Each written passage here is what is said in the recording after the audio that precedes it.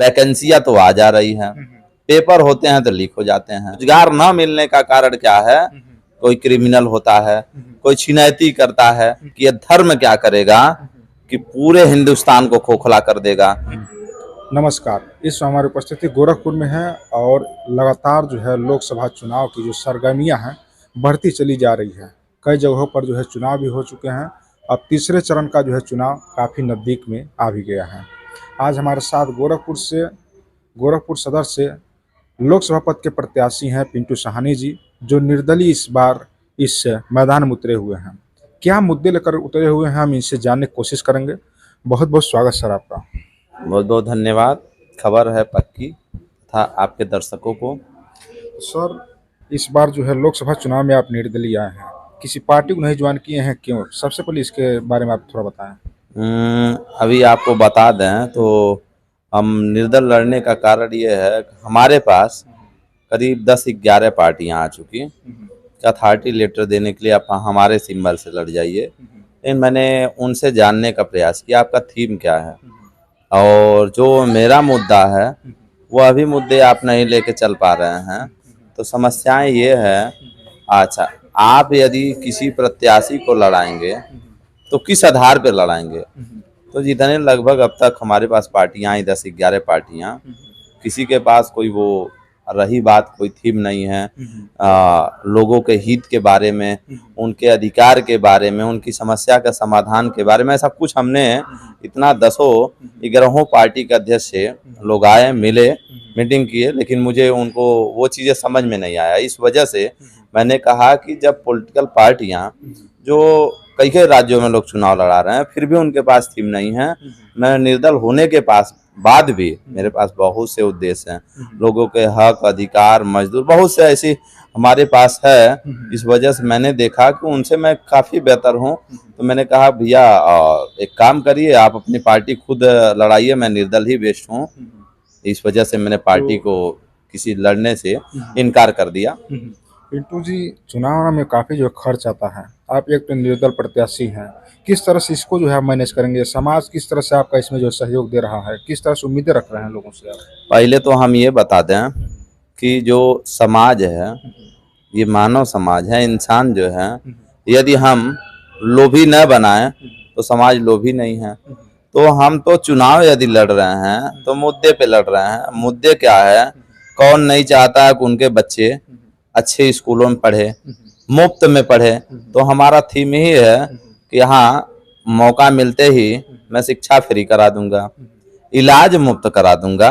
कौन नहीं चाहता इलाज मुफ्त में हो? लोग सब कुछ बिक जाते हैं, पढ़ाई में बिक जाते हैं, तबीयत खराब में तो ट्रीटमेंट जो है इलाज है वो फ्री करा देंगे, शिक्षा फ्री कराएंगे। और रही बात अधिवक्ता, हम पेशे से अधिवक्ता हैं, तो जो अधिवक्ता हैं उनको कोई मानदेय नहीं होता है, उनके मानदेय भी दिलाएंगे। मानदेय के साथ साथ अच्छा, ये तमाम जो है आपके मुद्दे हैं जमीनी स्तर की? जी, हमारी जमीनी मुद्दे हैं। अच्छा, और रही बात जो अधिवक्ता भाई है, आए दिन इस समय आपको रोज ही देखने को मिल रहा है कहीं न कहीं कि बार बेंच का अब संबंध बेहतर नहीं रह गया। मतलब अभी आप हाल ही में देखे हैं कि इधर आपके एम्स थाने के थाना प्रभारी संजय सिंह सीजीएम साहब से लड़ बैठते हैं। तो ये अच्छा, पत्रकार भाइयों से पुलिस लड़ बैठती है। तो मेरा ये है कि अधिवक्ता भाई को मानदेय होगा, उनको एडवोकेट प्रोटेक्शन एक्ट के तहत लाना है। पत्रकार भाई जो है उनको भी एक मानदेय होना चाहिए, वो भी मुझे लाना है। और उनके लिए क्या करना है, पत्रकार भाइयों के लिए भी उनके संरक्षण के लिए एक एक्ट लागू कराना है।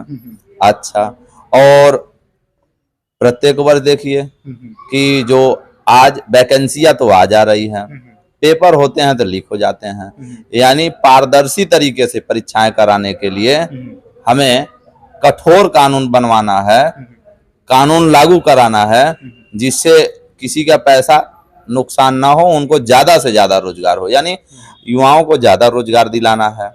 और किसान भाइयों के लिए भी कोई नहीं सोचने वाला है, उनको सिंचाई, खाद, बीज, ये सब सारी चीजें क्या कराना है, मुफ्त कराना है, जिससे किसान भाई। अच्छा, और रही बात कि आप देख लीजिए कि महंगाई कितनी चरम सीमा पे है। ये सब सारी चीजें क्या हैं, जैसे महंगाई चरम सीमा पे उसको अंकुश लगाना है। अच्छा, ये सब सारी चीजें हमारी मुद्दाएं हैं। इस मुद्दे पे मैं चुनाव लड़ रहा हूँ, क्योंकि आप देख लीजिए एक दिल्ली में ही है कि जो शिक्षाएं फ्री है, तो यहाँ भी होना चाहिए। लोग उस चीज को बिना शिक्षा के तो कुछ नहीं कर पाए। दिल्ली की आप बात किए हैं, दिल्ली में जो शिक्षा व्यवस्था काफी मजबूत है, इसको भी देखा गया है। और भारत के ही पेपरों में नहीं बल्कि अमेरिका के भी पेपरों में जो इसकी सुर्खियां बिटोरी गई हैं। और साथ ही साथ वहाँ पर बस जो सेवा है महिलाओं के लिए पूरी तरह से फ्री है।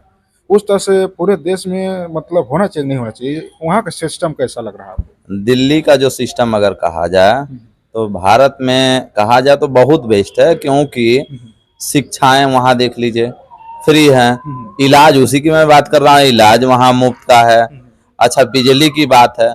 यदि हम चुनाव लड़ रहे हैं तो किसके लिए लड़ रहे हैं भाई? हमें ऐसा तो है नहीं कि बहुत से बड़े बड़े बंगला लाना है या बड़े आलीशान मकान में रहना है, हेलीकॉप्टर से चलना है। हमको क्या करना है? जनता का सेवक बन के जनता के ही अधिकार, उनके हक, उनके हित की बात करना, न कि अहित की बात करना है। तो हम जनता के पक्ष के लिए लड़ रहे हैं। अच्छा, लोगों के शिक्षा के लिए लड़ रहे हैं। तो हमारे इतने मुद्दाएं हैं कि जो हमारा संकल्प बन गया है कि इस संकल्प के माध्यम से कि मैं क्या कर रहा हूँ, गोरखपुर से लड़ रहा हूँ, लोग मुझे पसंद कर रहे हैं। और कौन नहीं चाहेगा कि भाई हमको शिक्षा फ्री हो, ट्रीटमेंट फ्री हो। और रही बात, युवा कब नहीं चाहते हैं कि मुझे रोजगार मिले, क्योंकि रोजगार न मिलने का कारण क्या है? कोई क्रिमिनल होता है, कोई छिनैती करता है, कोई लूट पाट जाता है। यानी ये पापी जो पेट है, पापी पेट सब कुछ करा देगा। यानी सबसे मस्ट क्या है कि युवाओं को रोजगार देना। पिंटू जी, जिस तरह से आप शिक्षा को फ्री करवाना चाह रहे हैं, चिकित्सा को पूरी तरह से फ्री करवाना चाह रहे हो और तमाम प्रकार की इस तरह से जो है सेवाएं फ्री करवाना चाह रहे हैं, क्या लग रहा है इस समय की जो राजनीतिक पहल है वह जातियों पर आधारित है, धर्म पर आधारित है? क्या लग रहा है इस तमाम चीजें आप फ्री करते हैं तो इस पर जनता लुभाएगी या धर्म जात को देख करके लुभा रही है? इस समय जो राजनीति है उसको जो है हम जड़ से देखना चाह रहे हैं आप। पहले हम आपको बता दें, बीमारी किसी जाति धर्म में नहीं आती है, बीमारी सभी में आती है। शिक्षाएं जो है सभी वर्गों को चाहिए। अच्छा, रोजगार जो चाहिए सभी वर्गों को चाहिए। तो यहाँ वर्ग विशेष की बात जो है नहीं आती है। हर वर्ग के लोग के लिए शिक्षा फ्री हो, हर वर्ग के लिए आपका मुफ्त इलाज हो, हर वर्ग के लिए आपको ज्यादा से ज्यादा रोजगार हो। हमारा सिद्धांत ये है, जिस तरह से इस देश में इस समय जिस तरह से मतलब राजनीति हो रही है धर्म को लेकर के, इस पर क्या जो है मंथन, जिस तरह से आप बता रहे हैं फ्री में जो चीजें दे रहे हैं, क्या लग रहा है उसके आगे हल्का नहीं पड़ रहा है आपका जो व्यवस्था है फ्री का, जो शिक्षा और रोजगार तमाम चीजें धर्म के आगे? नहीं नहीं, समय ये आ गया है कि अब लोग जो एनालिसिस कर रहे हैं कि जो धर्म की राजनीति है, ये धर्म की राजनीति आज लोग नहीं समझ रहे हैं, लेकिन 5 साल 10 साल 20 साल के बाद ऐसी स्थिति आएगी कि ये धर्म क्या करेगा कि पूरे हिंदुस्तान को खोखला कर देगा। तो अब जो जागरूक हैं, पढ़े लिखे हैं, तर्कशील लोग हैं, इस बात को मान रहे हैं कि धर्म से हमको हटना है, क्योंकि धर्म आपको न रोजगार दे रहा है न धर्म। अगर धर्म रोजगार देता तो ये कहाँ साइंस की जरूरत पड़ जाती। तो कहीं न कहीं चीजें जल्द ही अगर इस चीज से नहीं निकलते हैं तो कहीं न कहीं सबको ये क्या करेगा, यानी पूरे हिंदुस्तान को ही नुकसान कर देगा। तो हर कोई, हर किसी को जरूरत है। अभी हमने कहा है कि भूखे यानी पापी पेट को क्या चाहिए? भोजन चाहिए। यानी इस समय क्या चाहिए? हर किसी को शिक्षा की जरूरत है, किसी भी वर्ग विशेष का हो। हर किसी को मुफ्त इलाज है, क्योंकि किसी भी वर्ग में तबीयत खराब हो सकती है, बीमारी आ सकती है। हर वर्ग के लोगों को क्या चाहिए? शिक्षा चाहिए। तो ये जो है हम सभी वर्गों के लिए लड़ रहे हैं, ना कि केवल अगर कहा जाए तो मैं साहनी हूँ, निषाद हूँ, तो मैं निषाद की बात करूँ तो गोरखपुर में ये 4 लाख प्लस वोटर हैं, निषाद वोटर हैं, तो मैं केवल उन्हीं की बात कर रहा हूँ। मेरा तो ये सारी चीजें क्या हैं कि जो मध्यम परिवार के लोग हैं उनको भी मानदेय दिलाना है। मानदेय के साथ साथ उनको आवाज दिलाना है, क्योंकि पूरे जीवन क्या होता है उनका बीत जाता है कि खाने पीने में वो आवाज तक नहीं बनवा पाते हैं।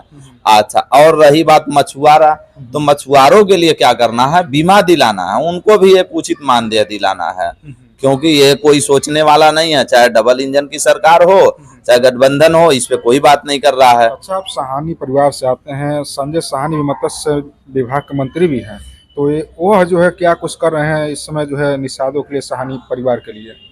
अब कहा जाए, मंत्री तो जरूर हैं, लेकिन मछुआरा लोगों से पूछ लीजिए कौन सा बीमा मिला, कौन सा मानदेय मिल रहा है। तो यहाँ हम वर्ग विशेष की कोई बड़ी वो चीजें नहीं कर रहे हैं, क्योंकि उनको जब तक समय था, सबका समय आता है, वक्त से बड़ा कुछ होता नहीं है। एक समय था, डिमांड था, अब धीरे धीरे उनका भी खत्म हो रहा है। तो अब नए लोगों का, यानी नए लोगों का मतलब जो समाज के हित की बात करेगा, लोगों के हक अधिकार की बात करेगा, उनके रोजगार की बात करेगा, शिक्षा चिकित्सा की बात करेगा, हर कोई उन्हें पसंद कर रहे हैं। एक सवाल और है, 400 पार जो है नारा लग रहा है पहले से ही, क्या लग रहा है इसमें, कितना जो है सच्चाई है, कितना है जो ठोस उन लोगों का नारा है? अरे भाई, कहने का मतलब यह है 400 पार, तो 400 पार वही संकल्प ले सकता है जिनके हाथ में सारी कमान हो, पहले ही एनालिसिस कर लिया हो कि सिस्टम में ऐसे कराना है, ईवीएम से ऐसे करा के हमको जीतना है, तब तो हम दावे के साथ बोल सकते हैं। यानी ये जो कहा जा रहा है, तो 400 पार वो भी कह सकते हैं, दूसरी पार्टियां भी कह सकती हैं, वो तो लास्ट में रिजल्ट बताता है क्या है। कहने के लिए तो भाई बड़ी बड़ी बातें तो कोई भी कह सकता है, तो 400 पार की बात तो हम नहीं कहेंगे, हम तो गोरखपुर की बात कर रहे हैं, क्योंकि गोरखपुर में यदि हम लड़ रहे हैं तो जितने मुद्दाएं हमने आपको बताया है, सभी की जरूरत है, और सभी की जरूरत है। लोग यदि इस पे आना शुरू कर दिए तो आने वाले समय में उनका रोजगार उनको चाहिए, शिक्षा चाहिए, चिकित्सा चाहिए, रोजगार चाहिए, और नहीं मिलेगा तो जड़ से उखाड़ के फेंक देंगे लोग। आप जो है गोरखपुर सदर से चुनाव लड़ रहे हैं जी, स्थानीय जगहों पर आपने भ्रमण किया भी होगा, क्या जो है यहाँ पर मेन मुद्दे क्या दिखाई दे रहे हैं गोरखपुर शहर में, गोरखपुर सदर लोकसभा में? मुद्दे की बात अगर कहा जाए तो हमने जितना बताया, पहले तो यही जरूरी है, रोड तो भी, रोड की जो विकास अभी जगह जगह देख रहे हैं, काम तो चल रहे हैं, ये सरकार बहुत अच्छा काम कर रही है, क्या रोड पे कर रही है, लेकिन जितना हम मुद्दे अभी बता रहे हैं इस पे तो जीरो है। तो यानी मुख्य अगर कहा जाए तो जितना अभी हमने, चाहे रोजगार की बात कहा, चाहे शिक्षा चिकित्सा की बात कहा, चाहे किसान भाइयों की बात मैंने कहा, चाहे मध्यम परिवार वाले लोगों की बात कहा, यानी सभी को जो जरूरत है वो जेन्युइन चीजें हैं, मैंने वो चीजें बताया। रोड तो भाई, रोड से तो भाई पेट भरने वाला नहीं है, रोड से तो किसी का क्या विकास होगा, रोड तो एक चलने का माध्यम है। तो जो जेन्युइन मुद्दा हमने बताया, उस मुद्दे पे मैं लड़ रहा हूँ, लोग मुझे पसंद भी कर रहे हैं और मौका भी देंगे।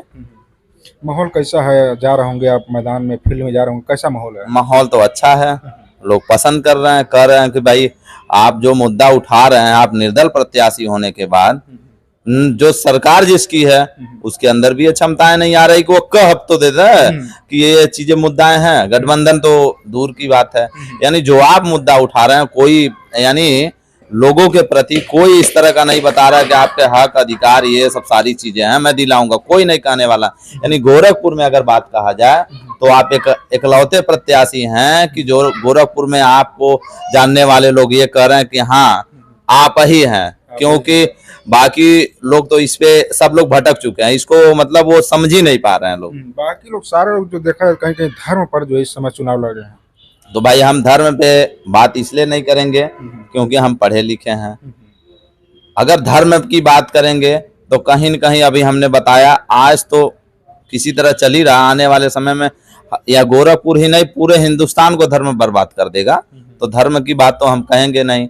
अगर हम कहेंगे तो तर्क पे आइए, रोजगार पे आइए, शिक्षा पे आइए, चिकित्सा पे आइए, यानी ये सब मुख्य चीजें मुद्दाएं होनी चाहिए। बहुत बहुत धन्यवाद सर बातचीत करने के लिए। तो ये थे गोरखपुर सदर से लोकसभा पद के प्रत्याशी पिंटू साहनी जी, जो निर्दलीय प्रत्याशी हैं। आप लोगों ने सुना इनके किस तरह से इस बार जो है बड़े दावे के साथ अपने तमाम मुद्दों के साथ जो इस फील्ड में उतरे हुए हैं। चलिए, बातें कैसी लगी है कमेंट बॉक्स के माध्यम से अपनी राय दीजिएगा। मिलते हैं अगली खबर के साथ। जय हिंद, जय भारत।